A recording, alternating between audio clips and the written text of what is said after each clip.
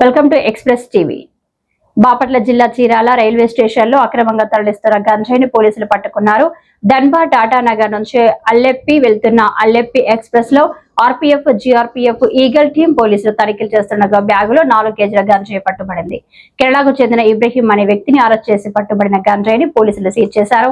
రైలు మార్గం ద్వారా మాదక ద్రవ్యాల అక్రమ రవాణాకు పాల్పడితే కఠిన చర్యలు తీసుకుంటామని పోలీసులు హెచ్చరించారు. Will arrive shortly on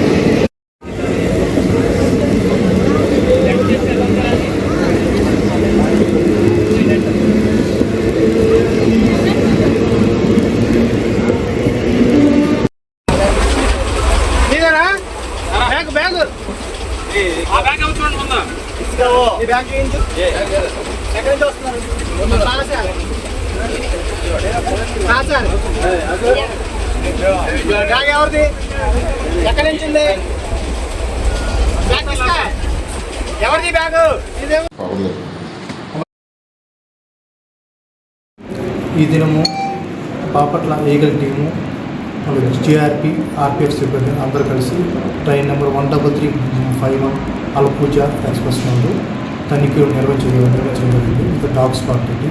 ఆ క్రమంలో బాపట్ల నుంచి చీరాలకి తనిఖీలు నిర్వహిస్తున్నప్పుడు జనరల్ బోగిలో ఒక 4 కేజీస్ గంజా ఒక బ్యాగులో గుర్తించడం జరిగింది.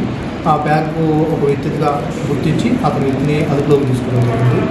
అతను కేరళ స్టేట్ సంబంధించాడు. ఇతను ధన్బాద్ నుంచి కేరళకి తీసుకెళ్ళి ఈ గంజా అమ్ముతామని జరుగుతున్న క్రమంలో మన చీరాల అదుపులో తీసుకోవడం అతను అరెస్ట్ చేసి కేసు రిజిస్టర్ చేసి అరెస్ట్ చేస్తాం.